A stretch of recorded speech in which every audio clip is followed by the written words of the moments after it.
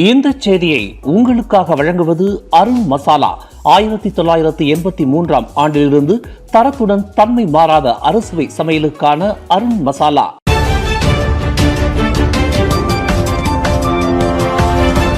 வணக்கம். திசைகளின் ஒரு மணி செய்திகள்.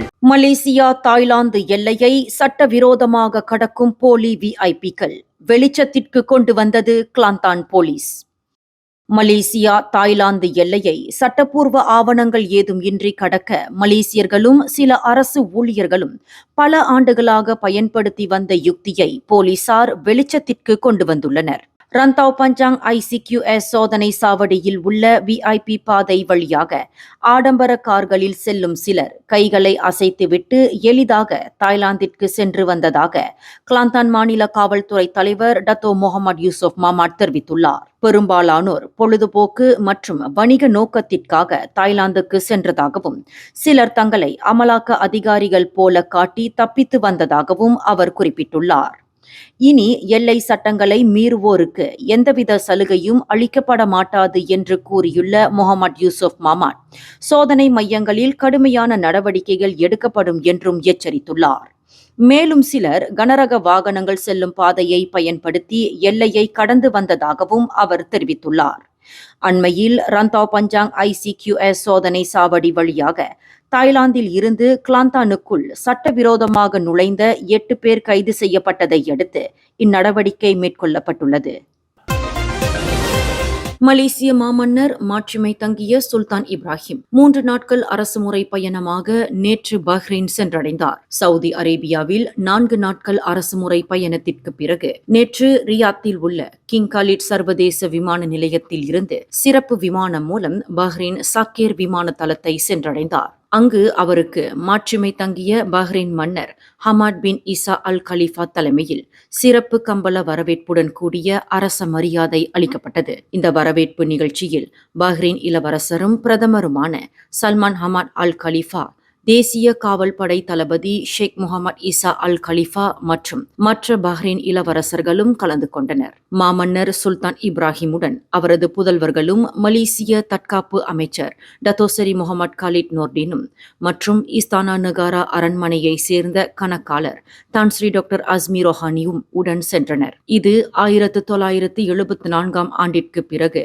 முதல் முறையாக மலேசிய மன்னர் ஒருவர் பஹ்ரைனுக்கு அரசுமுறை பயணம் மேற்கொள்வது இரு நாடுகளுக்கிடையிலான தூதரக உறவின் வரலாற்றில் இது ஒரு முக்கிய மைல்கல்லாக அமைந்துள்ளது.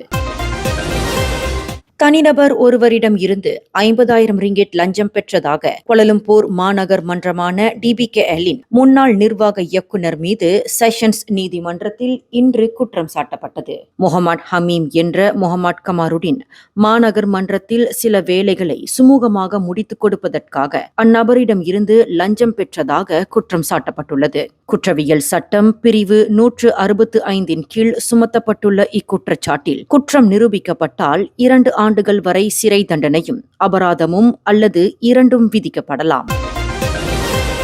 கடந்த வாரம் கோலாலம்பூரில் கொலை செய்யப்பட்டதாக நம்பப்படும் தைவான் பிரபலம் சியு சீனின் உடலை பெறுவதற்கும் மலேசியாவில் சில சம்பிரதாயங்களை நிறைவேற்றுவதற்கும் அவரது பெற்றோர் பிரதிநிதி ஒருவரை நியமித்துள்ளனர். வயது மூப்பு மற்றும் இயலாமை காரணமாக அவரது பெற்றோரால் மலேசியாவிற்கு வர இயலவில்லை என்று சியனின் மேலாளரான கிறிஸ் தெரிவித்துள்ளார். சியனின் பெற்றோர் அவரை மிகவும் நேசிப்பதாக குறிப்பிட்டுள்ள கிறிஸ், வயது முதிர்வினால் அவர்கள் வர இயலாமல் போனதை அனைவரும் புரிந்து கொள்ள வேண்டும் என்றும் குறிப்பிட்டுள்ளார். இதனிடையே சியனின் உடல் கோலாலம்பூர் மருத்துவமனையில் வைக்கப்பட்டுள்ளதாக தகவல்கள் கூறுகின்றன.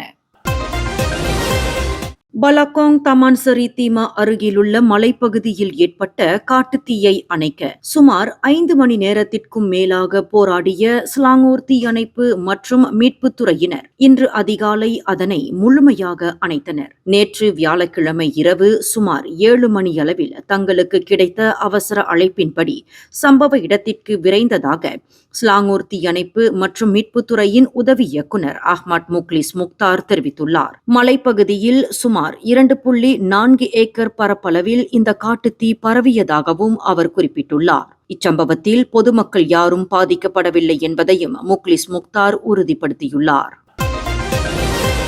சமூக ஊடகத்தில் அறிமுகமாகி நட்பாக பழகிய ஒருவரால் தான் பாலியல் தொந்தரவிற்கு உள்ளானதாக ஜொஹூரை சேர்ந்த தனித்து வாழும் தாய் ஒருவர் போலீஸ் புகார் அளித்துள்ளார். நேற்று பிற்பகல் 2 மணியளவில் அந்த ஆடவருடன் தான் காரில் இருந்ததாகவும் அப்போது அவர் தன்னிடம் அத்துமீறி நடந்து கொண்டதாகவும் அப்பெண் தனது புகாரில் குறிப்பிட்டுள்ளார். குலுவாங் நகரில் 2 இடங்களில் அவர் இக்குற்றத்தை புரிந்ததாகவும் அவர் தெரிவித்துள்ளார்.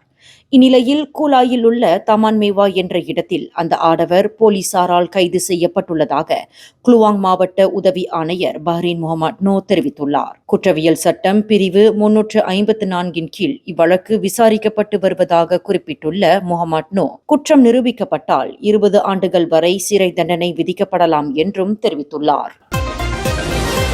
பூச்சோங்ஜெயாவில் உள்ள கடை தெருவில் வெளிநாட்டினர் என நம்பப்படும் ஆடவர் ஒருவர் நேற்று இறந்த நிலையில் காணப்பட்டார். நேற்று இரவு 8:30 மணியளவில் பொதுமக்கள் கொடுத்த தகவலின் அடிப்படையில் அவரது சடலம் மீட்கப்பட்டதாக சர்டாங் காவல்துறை தலைவர் ஃபரீத் அஹ்மத் தெரிவித்துள்ளார். முதற்கட்ட விசாரணையில் அந்த ஆடவர் கொலை செய்யப்பட்டிருக்கிறார் என்பது உறுதி செய்யப்பட்டுள்ளது. அந்த ஆடவர் அங்குள்ள கடையுடன் கூடிய குடியிருப்பில் அறை ஒன்றை வாடகைக்கு எடுத்து தங்கியுள்ளதும் தெரியவந்துள்ளது. இந்நிலையில் சம்பவ இடத்தில் K9 பிரிவை சேர்ந்த மோப்ப நாய் வரவைக்கப்பட்டு துப்பு துளைக்கப்பட்டது. இந்த செய்தியை உங்களுக்காக வழங்கியது அருண் மசாலா. 1983 ஆண்டிலிருந்து தரத்துடன் தன்மை மாறாத அறுசுவை சமையலுக்கு அருண் மசாலா. மேலும் செய்திகளை தெரிந்து கொள்ள கீழே இருக்கும் பெல் பட்டனை அழுத்துங்கள். உங்கள் மகிழ்ச்சியை வெளிப்படுத்த லைக் மற்றும் ஷேர் செய்யுங்கள். தொடர்ந்து திசைகளோடு இணைந்திருக்க சப்ஸ்கிரைப் செய்யுங்கள்.